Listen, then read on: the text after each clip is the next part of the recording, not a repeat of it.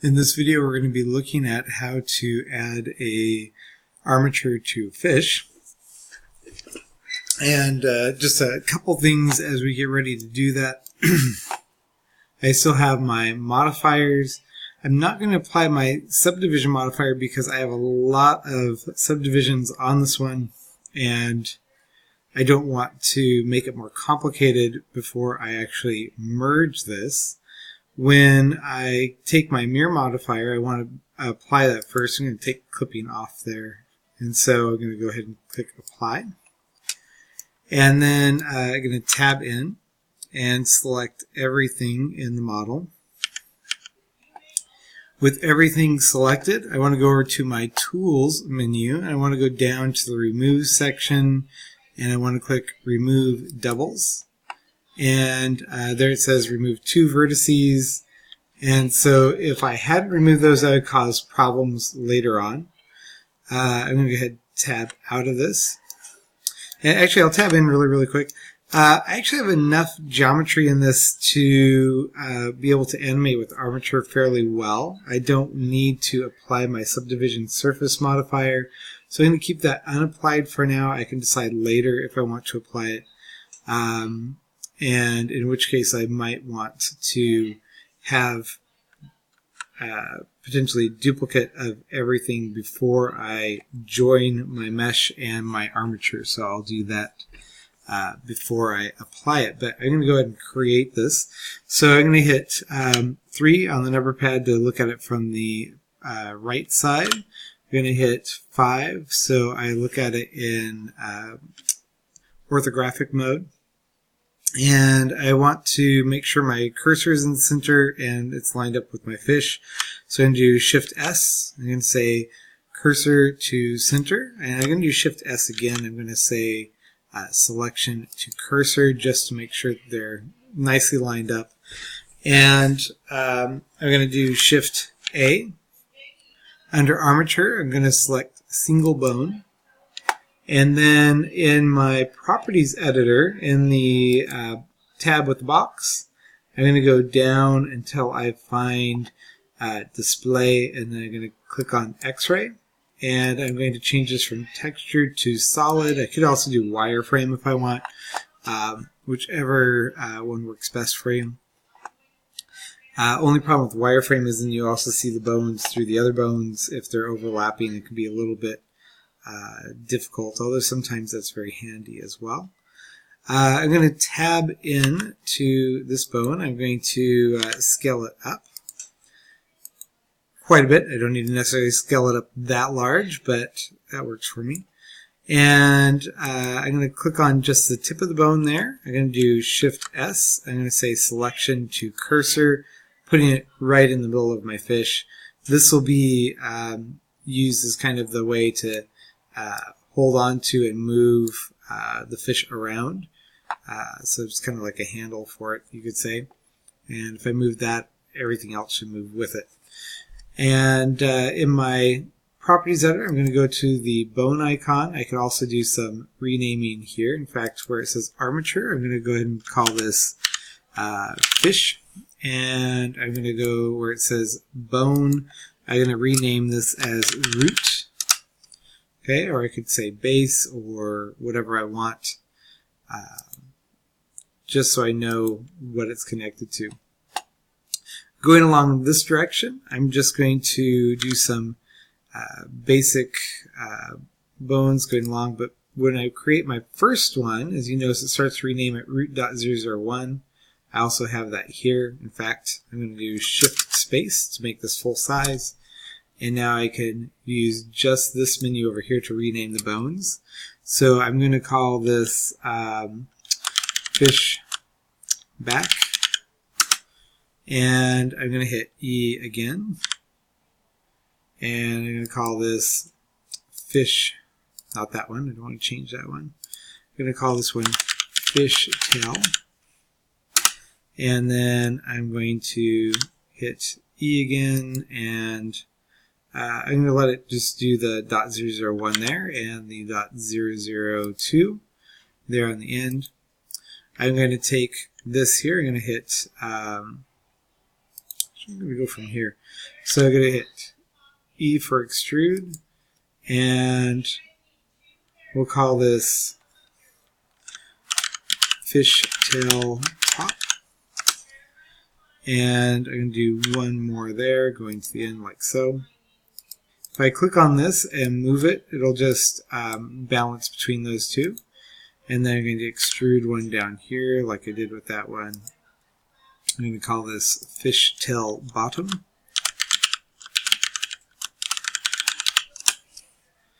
And we'll extrude one more out kind of that way. Maybe I take this one and move it like so. Okay. And then we're going to extrude this out this way. And maybe I'll do 2 going out towards the tip there. There we go. And I'm going to do 1 going up. Although I didn't rename those, I'll rename those in just a moment.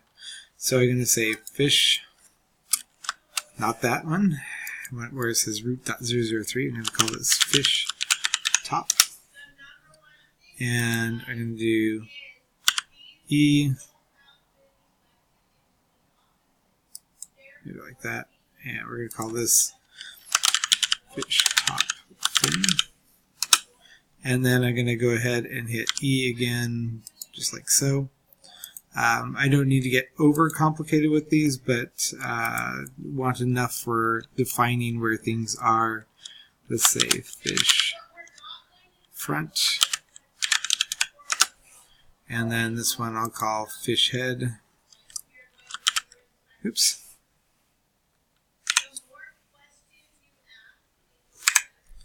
Okay, so we're going to call this one fish head. And then from there I'm going to do another one that's going to go like this. If I do add eyes to my model, I could do that later, and actually it's not a bad idea to do that a little bit later in this case. I'm going to move this out like so. And we're going to call this fish. Make sure I'm on the bone, not the box there. Fish eye dot. And this is looking forward. It's on my right side, so it's the fish's left side. So I'm going to do fish eye dot R for the, sorry, dot L for the left side of the fish. And then hit enter. I'm going to go and click in the middle of this section here. I'm going to hit 7 so I look at it from the top. I'm going to do E, extruding that out, and then E going to the ends there. This one, I'm going to click on the end here. I'm going to move it down a little bit, and we're going to say fish dot L, so it's the left side. Oh, that's the wrong place. Do I want to do that there? I want to do that here. Fish dot L.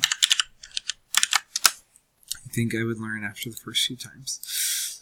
And I'm going to move this down towards the tip there. This one. Move down lower. Right, like so. And so this one I'm going to call fish side fin dot L. And it's almost done here. Those look pretty good. I'll do one more from there, going down to here.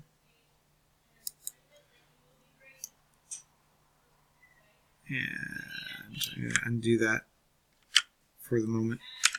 Make sure that you're looking at from the sides or things like that as you move the bones, because you don't want it to go more to one side or less to one side, because that'll affect things later. We call this fish bottom, and then we're going to call this fish bottom fin.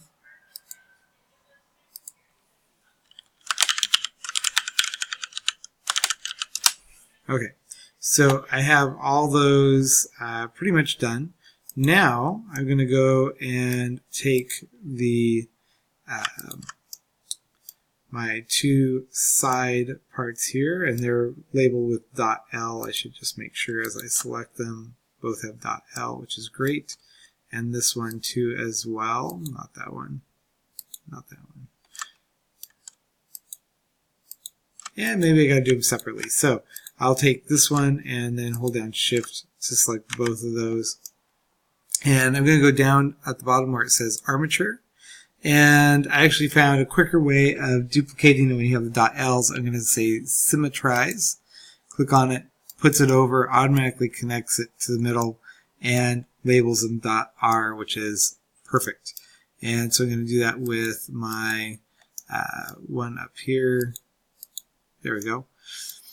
And so I want the fisheye.L to be fisheye.R, and again on the other side, so I'm going to go to where it says Armature, Symmetrize, bingo. Okay, now I'm going to go ahead and tab out.